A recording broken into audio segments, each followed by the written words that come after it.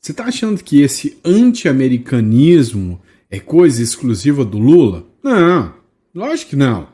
Tem também Cuba, tem também Venezuela, tem também o Brasil, né? O Brasil. E aí tem também a Colômbia. Agora, vem cá.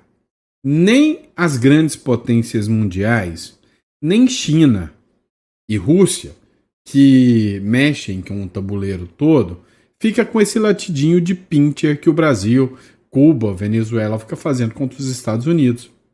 Esses caras, China, Rússia, realmente têm poder de brigar com os Estados Unidos. O que eles fazem? Sentam e vão conversar.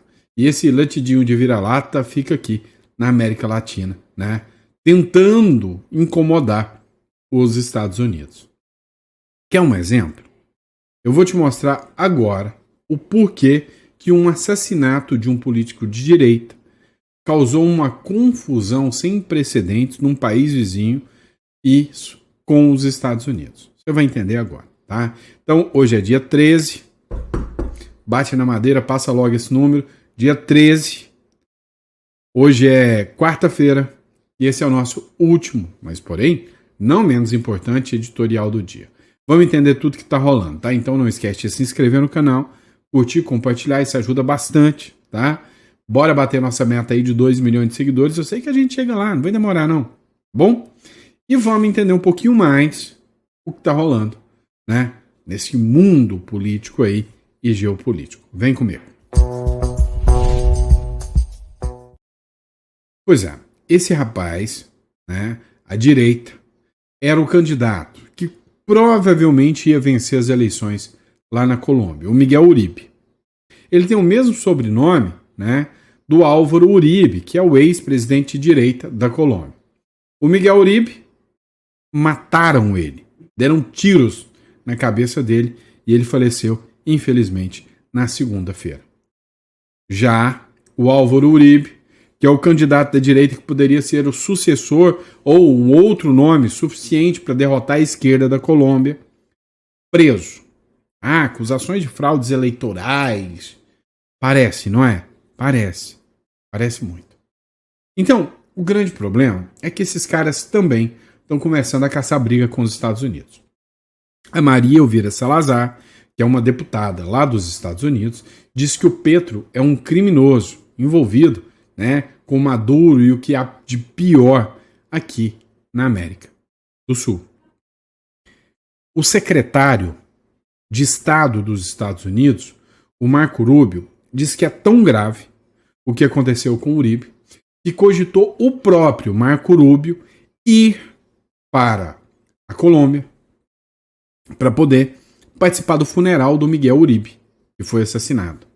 Inclusive, existem acusações graves de que o Petro teria envolvimento com a morte do Miguel Uribe. Petro nega e diz que vai processar qualquer um que ameaçar abrir a boca sobre isso. O presidente Petro planeja impedir a entrada do secretário de Estado dos Estados Unidos ao Miguel Uribe. Então, agora, né, o Petro vai barrar a entrada do secretário Marco Rubio lá dentro, causando uma inimizade maior ainda entre Estados Unidos e Colômbia. Isso aqui é para você ver que essa bagunça toda que está acontecendo não é exclusividade nossa não, viu? Não fica muito felizinho, batendo no peito aí que nosso presidente está enfrentando o Donald Trump. Vai nessa não. O Donald Trump tá com a listinha lá, aquele que aí, ó, passando o rodo. Estamos torcendo para ele começar com o Maduro, né? E tirar o Maduro logo do poder, porque todo mundo sabe que o Maduro não passa de um golpista, não é? Vamos lá, né? Torcendo para trazer essa notícia para vocês o mais rápido possível. Essa cena da novela que a gente acompanha muito também, que é a novela chamada Maduro. Vamos lá, acompanhe isso aqui também. O ministro do Supremo, Alexandre de Moraes, ficou pistola com essa votação aqui. Dá uma olhada. A comissão da Câmara aprovou nova moção de apoio a Jair Bolsonaro. A Comissão de Relações Exteriores de Defesa Nacional da Câmara aprovou hoje, quarta-feira, dia 13, uma moção de apoio ao ex-presidente Jair Bolsonaro. O requerimento foi aprovado em contagem nominal de votos, ou seja, 1 por 1. Esta é a 4ª moção de apoio em homenagem ao ex-chefe do Executivo aprovada nesta semana. Na terça, a Comissão de Segurança Pública e Combate da Casa aprovou 3 outros pedidos. Bolsonaro está em prisão domiciliar há 9 dias, decretada pelo ministro do Supremo Tribunal Federal, Alexandre de Moraes. Uma prisão que foi considerada totalmente arbitrária e ilegal. E aí, né, a gente sabe que existe uma inimizade, né? Ou seja, existe uma antipatia gigantesca por parte do ministro Alexandre de Moraes com Bolsonaro e todo aquele do espectro bolsonarista. E aí pode ter certeza. Ele deve estar reclamando, porque ultimamente o Moraes não está recebendo homenagem, né? Deve ter batido aquela dorzinha de cotovelo. Afinal, Bolsonaro não pode sair por causa de uma ordem de prisão. Bolsonaro está cumprindo prisão domiciliar, não pode sair. Agora eu vou te dizer uma coisa. Quem está cumprindo uma prisão domiciliar maior ainda é o próprio Alexandre de Moraes. Esse, duvido muito, né? Quando participa de jogo do Corinthians, tem que ir um monte de segurança, não pode pegar voo comercial, não pode andar nas ruas. Vale a pena tudo isso? Vamos lá, responde para mim, jogo rápido. A direita é boa para votar? A direita sabe votar? Sim ou não? Olha, tem muita gente que acha que não. Tem um senador que rompeu com o bolsonarismo, traiu a classe bolsonarista e ainda deu um follow no Bolsonaro. Você sabe de quem eu tô falando? É o baixinho peixe, né? O Romário. Pois é. O Romário, né, traiu assim o Bolsonaro na cara dura. E aí ele tá tranquilo. Tem mais 8 anos de mandato, tem mais 6, né? Não precisa pedir voto de ninguém. Daqui 2 anos, depois tem mais 4 anos. Talvez ele volta pedindo mais voto depois. E aí, se brincar, né? Se aparecer gente da direita apoiando de novo, tem que tomar vergonha na cara. Olha, o Gilvan da Federal disse que o Romário merece ser expulso do PL, do partido. Deputado pediu a expulsão do senador Romário do PL. O Gilvan da Federal, que é lá do Espírito Santo, ele vai enviar ao Valdemar da Costa Neto um pedido para expulsar o senador Romário do partido. O ex-jogador de futebol enfrenta um desgaste junto aos integrantes da legenda por não ter assinado o pedido de impeachment do ministro Alexandre de Moraes, que foi protocolado, e nem ter dado apoio. Dali ele deu um follow no Bolsonaro, ou seja, ele deixou de seguir o Bolsonaro, deixou de ser um aliado do Bolsonaro e disse que não vai aceitar ameaça e pressão de nenhum bolsonarista. Ou seja, daqui a pouquinho está subindo no palanque com Lula. Não vai ser difícil você ver isso acontecer. Olha lá, você está sabendo, né, que os Estados Unidos ofereceu 50 milhões de doletas pela cabeça do Maduro, o homem bom do Lula. Pois é. Acontece que isso aí é sem precedentes, mais do que o Osama Bin Laden, né, o dobro. Ou seja, o Maduro agora é um inimigo número 1 dos Estados Unidos. Ontem, o Marco Rubio disse que não basta ficar pondo recompensazinha. Os Estados Unidos têm que agir de outra forma. No mesmo momento, um monte de matérias, né, sugeriram um ataque militar contra o Maduro. Maduro fez vídeos de ameaça contrários aos Estados Unidos, e inclusive disse o seguinte: o Maduro diz que o ataque contra ele pode ser o fim do Império Americano. O ditador da Venezuela, Nicolás Maduro, reagiu à mais recente oferta de recompensa e disse que qualquer ação que for feita contra ele, eles vão retalhar com o grandioso exército venezuelano de Bolívar e vão acabar com o exército, né, americano. Ou seja, vai ser o fim do imperialismo e da potência norte-americana. Ai, cansa a nossa beleza, né? Ouvir umas coisas dessas. É igual o Lula falar que vai acabar com a economia americana. Olha só, o Paulo Figueiredo fez uma publicação. Enquanto os vira-latas aqui estão latindo, né? Os pincherzinhos estão latindo pro pitbull, o bulldog chamado Donald Trump, tem gente que é esquerdista, mas não é boba, né? A Sheinbaum, que é a presidente do México, resolveu fazer o seguinte: olha, o Donald Trump está incomodado com os narcotraficantes do México. E ele pediu para ser enviados esses narcotraficantes. Resumindo, vou mandar. México extraditou os 26 principais líderes de cartéis para os Estados Unidos em um acordo com a administração do Donald Trump. Pois é, o México não é besta nada. A Sheinbaum está mudando alguns pauzinhos, colocou votação de ministro da Suprema Corte, e aí, né, a transferência desses criminosos, líderes de facções criminosas, aconteceu antes das tarifas de 25% entrarem em vigor no México. Pois é, a tarifa mundial foi de 10% do Trump. Para o México, que é altamente dependente do comércio americano, o Trump ameaçou 25%, ou seja, metade do que ameaçou aqui para a República das Bananas, né? E aí, falou, olha, ou você faz um acordo com a gente aí, eu quero acabar com os cartéis, né? Com os vendedores de droga do México. Pois é. E aí, a Sheinbaum autorizou. Entre os extraditados estão Abigail Gonzalez, que é do cartel de Luiz Cunins, e Roberto Salazar, acusado de assassinar o delegado de Los Angeles. E aí, pessoal, a Pen Bondi, né, que é aquela loirinha que você sempre está vendo, né, como porta-voz lá da Casa Branca, ela celebrou, disse que esses 26 homens trouxeram violência, drogas às costas americanas, enfrentarão consequências severas. O México confirmou o acordo após a garantia dos Estados Unidos de não buscar a pena de morte para eles. O Trump classificou o CJNG como organização terrorista e autorizou secretamente a força militar contra os cartéis.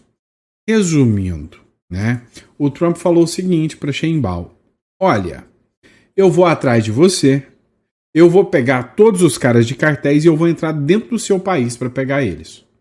Ou você fecha um acordo comigo, eu reduzo as aranceles, ou seja, as tarifas, eu reduzo para você e não invado o seu país.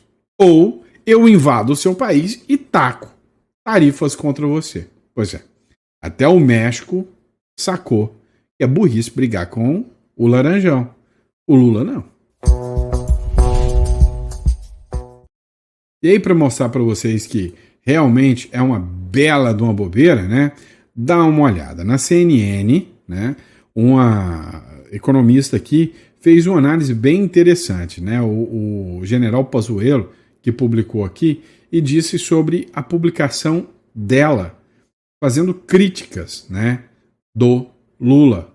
E não tem nada dessa de ser culpa do Bolsonaro. A culpa é do Lula. Agora, Rita, o Brasil tem tentado se aproximar de outros países para suprir a falta do mercado norte-americano. Essa é uma boa opção, Rita? Vai funcionar?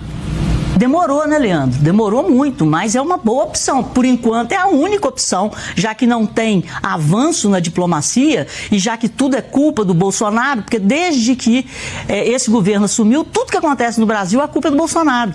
Então fica complicado ser vítima e fica complicado também você sempre colocar a culpa em terceiros, mas a gente tem que agir, a gente tem que ser proativos. E isso, repito, não é humilhação conversar com a maior economia do mundo. É necessidade de não perdermos os investimentos dos americanos aqui e não perdermos o mercado que foi duramente conquistado, e um mercado que é nosso, principalmente, aí eu repito de novo, no caso do café. Isso tem que ser resolvido rapidamente. E a gente resolve as coisas quando a gente quer conversar, quando a gente precisa conversar.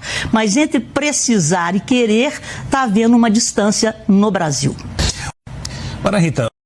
Pois é, você veja o que acontece, né, aqui com a República das Bananas, né? O Lula tá caçando briga. Inclusive teve um vídeo onde ele assumiu que tá tudo maravilhoso e que essas sanções que aconteciam ao Brasil, né, era meio que orquestrada.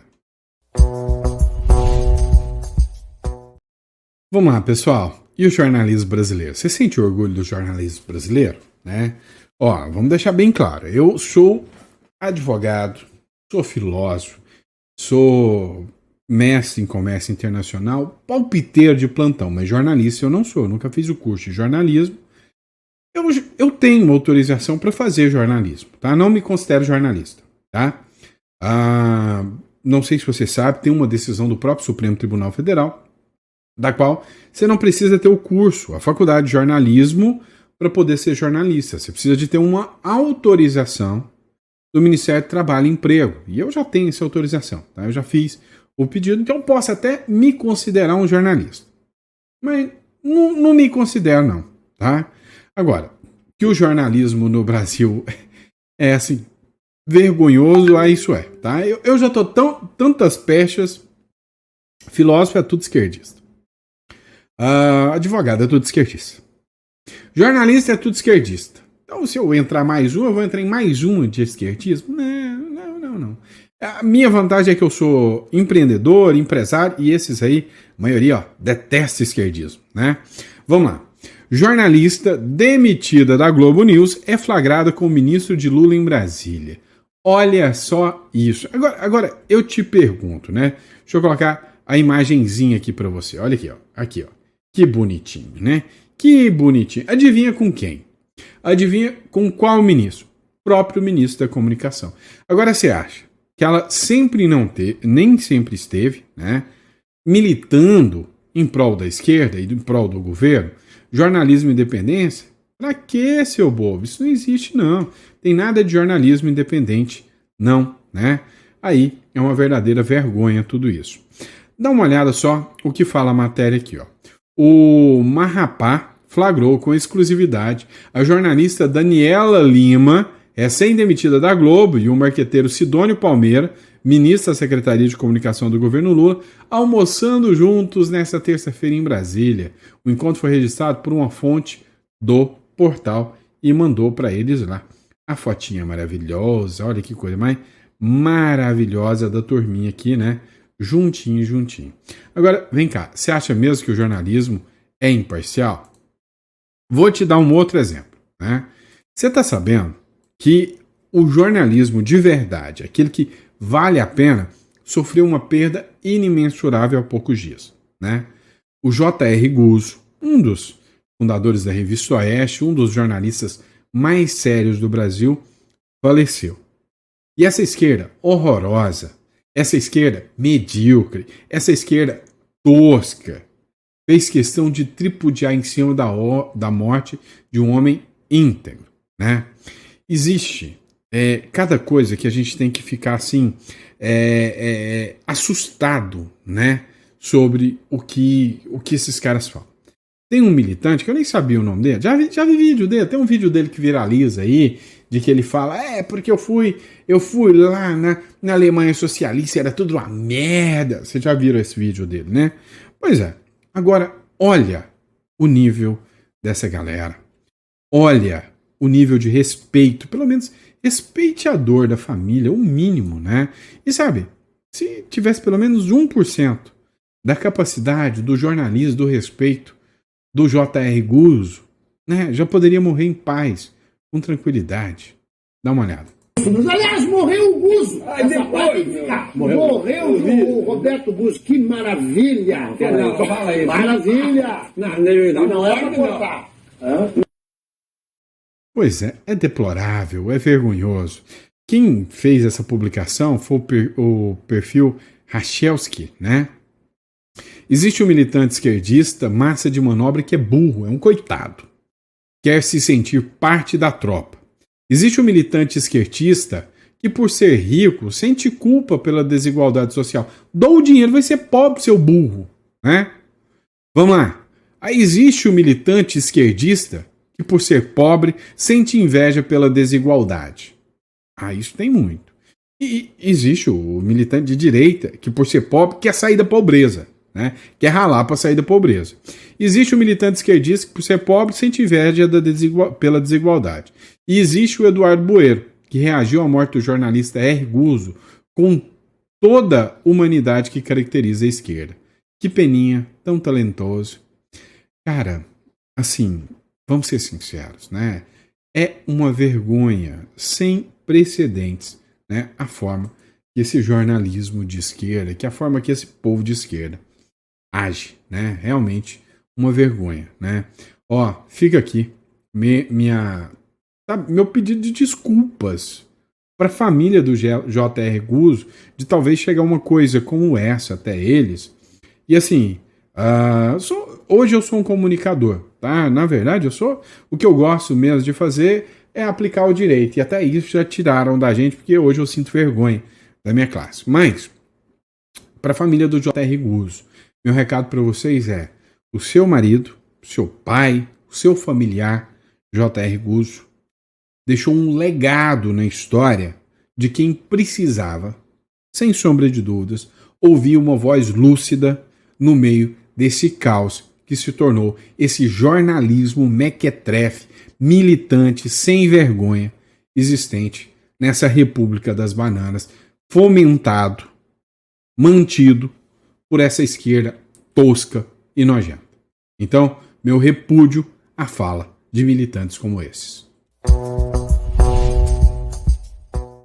Vamos lá. Outra matéria importante: vai ter mudança significativa no Supremo Tribunal Federal.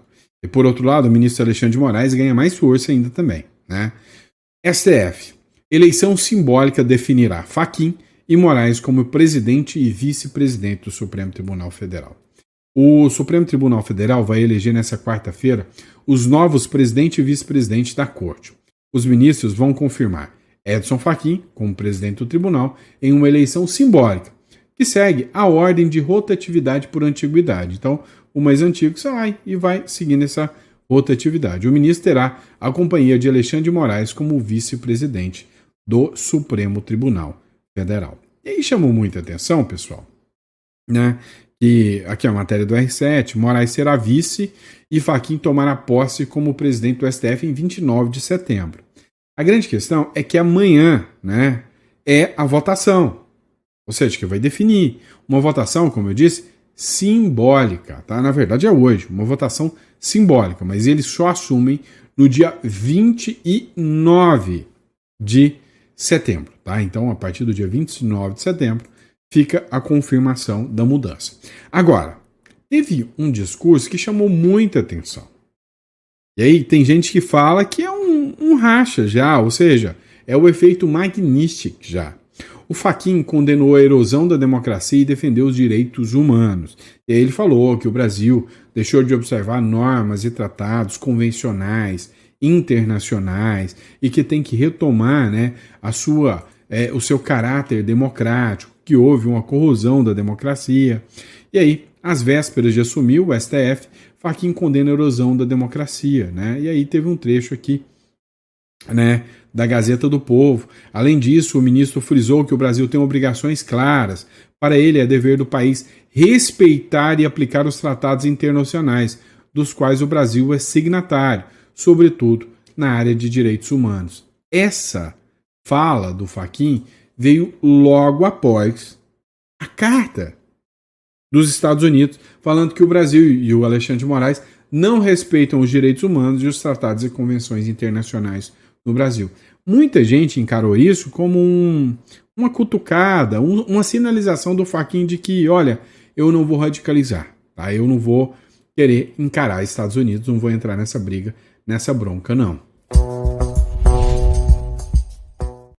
Vamos lá. Outro ponto interessante que a gente precisa falar é sobre o senador Esperidião Amin, uma figura que eu tenho um carinho enorme em relação ao senhor Esperidião Amin, já falei para vocês. A dona Ângela Amin, sem sombra de dúvidas, muito solista, já participamos de lives, já de projetos em conjuntos, então assim, uma pessoa muito solista.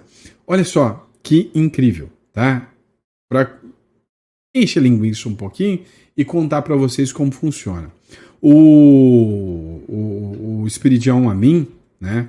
Eu fiz um vídeo há um tempo atrás, em 2020, falando sobre um projeto de lei importantíssimo do Esperidião Amin. Na época, eu acho que eu tinha 80 mil seguidores, pouca coisa, tá? Se comparado ao que tem hoje. E fiz o vídeo, e o vídeo viralizou, né? Passou 1 hora, 2 horas mais ou menos, o telefone toca, DDD 61. A hora que eu atendo, senhor Sandro, acompanho o seu trabalho, sou o senador Esperidião Amin, de Brasília. Quero te agradecer. E aí, a gente bateu um bom papo. E aí, tive o convite de fazer uma live com a dona Ângela, né? Dona Ângela Amin. Uma coisa, assim, que marcou a minha história, tá? Marcou a minha história, então tem um carinho especial. ao senador Esperidião Amin. Agora, olha só o que ele falou. Nova CPI, mirando ministros do Supremo Tribunal Federal. Ou melhor, mirando a Vaza Toga 2. Dá uma olhada na fala do senador. Apresentamos, sim, o requerimento que pretende abrir uma comissão parlamentar de inquérito no Senado para investigar esse conjunto muito sólido de denúncias de manipulação de recursos humanos, recursos de informática, recursos da academia e até de terceiros, no sentido de indicar narrativas e colher antecedentes sobre pessoas que foram presas nos dias 8 e 9 de janeiro de 2023. O que tem saído com substância, com concretas evidências a respeito desta manipulação, que eu repito, não envolve decisões sob o ponto de vista judicial, mas sim sob gestão de recursos públicos, é demonstração clara de que houve manipulação para ajustar comportamentos a narrativas. Tem que ser investigado. Um dos senadores sérios, respeitados do Congresso Nacional e com muita coragem. Hoje, para um senador, vendo o que acontece com Marcos Duval, vendo o que acontece hoje com a oposição, ter a coragem de pedir uma investigação sobre, o uso de recursos públicos para perseguição política. Pois é, que essa CPI logre êxito e realmente aconteça.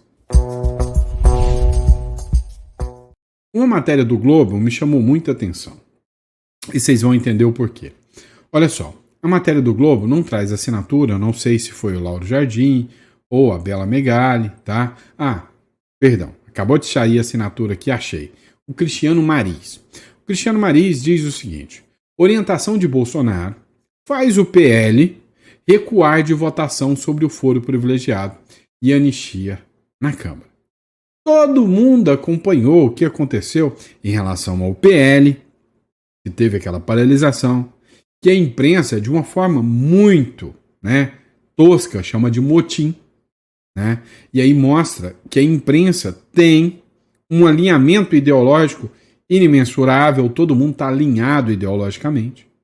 Agora, o que me chamou a atenção é que o Bolsonaro foi quem fez as orientações e as manobras. O Bolsonaro está preso. O Bolsonaro está sendo vítima de algo que não existe no Código Penal brasileiro. Diga-se de passagem, a figura da prisão preventiva domiciliar. Opa, algo de errado não está certo. Vamos inventar novas normas? Não haverá pena sem lei anterior que a defina, nem crime sem prévia combinação legal. Peraí, não existe essa determinação, essa punição, porque é uma pena, é uma punição. Simples assim. Agora, o que mais me chamou a atenção foi isso aqui, ó. Uma semana depois do motim, a mídia tradicional chama assim, para mim, foi manifestação. Senão, o PT já fez motim 3 vezes,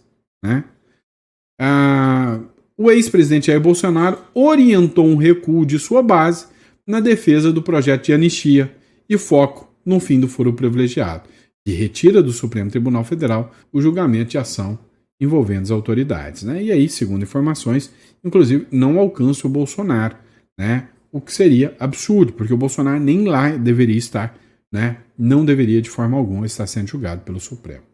O que me chamou a atenção nessa história? Esse sujeito bigodudo aqui, Bolsonaro não está preso?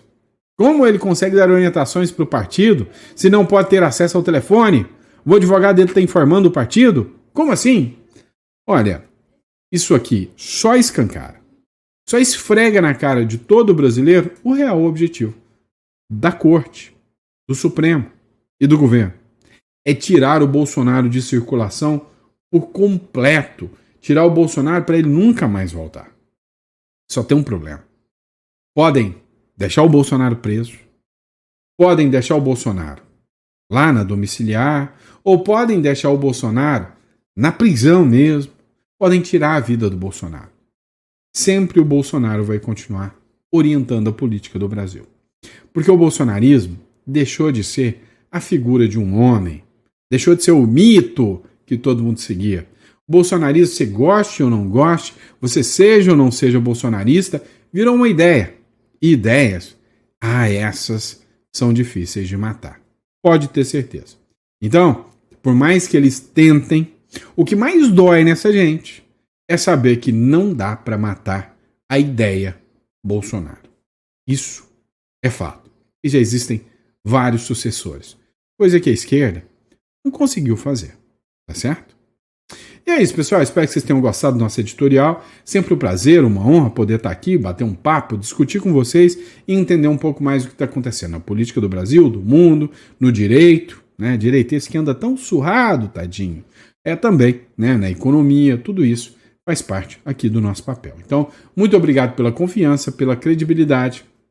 Para você que precisa entender um pouco mais o que é holding familiar, eu vou ver se eu preparo alguns vídeos para deixar para vocês aqui sobre a holding familiar, a importância de tudo isso.